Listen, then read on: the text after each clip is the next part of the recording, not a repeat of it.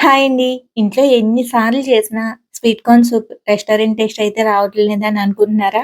ఒక్కసారి ఇలా ట్రై చేసి చూడండి. చాలా చాలా బావుంటుంది. రెస్టారెంట్ టేస్ట్ కాదండి. అంతకు మించిన రుచిలో ఉంటుంది.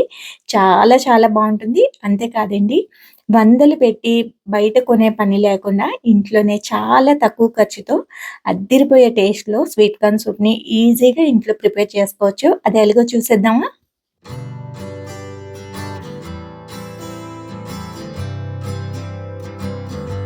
ముందుగా మిక్సీ జార్ తీసుకొని దీంట్లో కొద్దిగా స్వీట్ కార్న్ అయితే తీసుకోవాలి. నేను అరకప్పు కంటే కాస్త తక్కువగా తీసుకున్నాననమాట. దీంట్లో కొద్దిగా వాటర్ వేసి కచ్చాపచ్చాగా బ్లెండ్ చేసుకుంటే సరిపోతుంది. ఈ విధంగా బ్లెండ్ చేసుకొని పక్కనుంచుకోవాలి. ఇప్పుడు స్టవ్ పై ఏదైనా మందపాటి కడాయిని పెట్టుకొని దాంట్లోని కొద్దిగా వెన్ననైతే వేసుకోవాలండి. వెన్న కరిగిన తర్వాత చిన్నగా కట్ చేసుకున్న వెల్లుల్లిని వేయించుకోవాలి.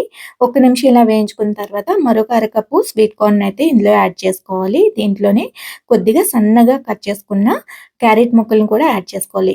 స్వీట్ కార్న్ సూప్ చేయడం చాలా ఈజీ అండి. ఈ 2 వెజిటబుల్స్ ఉంటే చాలు, చక్కగా చేసేసుకోవచ్చు. ఇప్పుడు దీంట్లో కొద్దిగా వాటర్‌ని అయితే యాడ్ చేసుకుందాం. 3 కప్పుల వరకు వాటర్‌ని ఏసుకున్నాను. సూప్ కొంచెం పలుచగా కావాలి అనుకుంటే మరొక 1-1 ½ కప్ వరకు వాటర్‌ని అయితే యాడ్ చేయొచ్చు.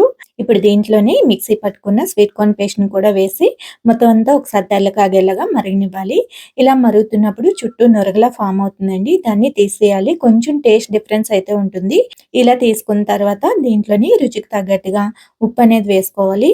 చెప్పాను కదా! సాల్ట్ అనేది సూప్స్‌లో కొంచెం తక్కువగా వేసుకుంటేనే టేస్ట్ అనేది బావుంటుంది. దీంట్లోని ఒక స్పూన్ వరకు పంచదారనైతే వేయాలి. పంచదార వేయడం వల్ల టేస్ట్ బ్యాలెన్స్‌డ్‌గా చాలా బావుంటుంది. అలాగే పెప్పర్ పౌడర్‌నైతే యాడ్ చేసుకోవాలి. అలాగే గ్రీన్ చిల్లీ సాస్‌ని కూడా యాడ్ చేసుకోవాలి. ఈ రెండింటి వల్ల స్పైసీనెస్ అనేది బ్యాలెన్స్ అవుతుంది. దీంట్లో మరి కాస్త రెస్టారెంట్ టేస్ట్ రావడం కోసం వెనిగర్‌నైతే యాడ్ చేస్తున్నాము. ఇవన్నీ యాడ్ చేసుకున్న తర్వాత ఒకసారి కలిపేసుకోవాలి. ఇప్పుడు ఒక చిన్న బౌల్‌లోకి ఒక స్పూన్ వరకు కార్న్ ఫ్లోర్‌నైతే తీసుకుంటున్నాను. దీని బదులు మీరు రాగి పిండి, ఉలవ పిండి చెప్పాను కదా! హెల్తీగా తీసుకోవాలి అంటే అలా తీసుకోవచ్చు. As it is restaurant flavour కావాలి అంటే కార్న్ ఫ్లోర్‌నే తీసుకోండి. ఇప్పుడు దీంట్లోనే అరోమాటిక్ పౌడర్‌నైతే వేసుకుంటున్నాను.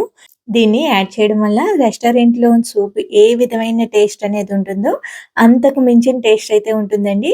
ట్రస్ట్ మీ, ఒకసారి ఇలా ట్రై చేసి చూడండి. ఎక్కువ వేయనవసరం లేదండి. హాఫ్ స్పూన్ వరకు వేసి కొద్దిగా వాటర్ వేసుకొని మొత్తం అంతా కలిపేసుకోవాలి ఉండలు లేకుండా. ఇప్పుడు ఈ పేస్ట్‌ని మరుగుతున్న సూప్‌లోకి వేసుకొని కంటిన్యూగా కలుపుకోవాలండి. ఉండలు పట్టకుండా ఉంటుంది కదా! ఇలా మరొక నిమిషం పాటు మరిగించుకున్న తర్వాత చివరగా కట్ చేసుకున్న స్ప్రింగ్ ఆనియన్స్‌ని కూడా వేసుకొని ఒక్కసారి ఇలా కలిపేసుకొని స్టవ్ ఆఫ్ చేసుకుంటే సరిపోతుంది. అంతేనండి. ఎంతో టేస్టీగా ఉండే స్వీట్ కార్న్ సూప్ ఇంట్లోనే చాలా ఈజీగా ప్రిపేర్ చేసుకోవచ్చు.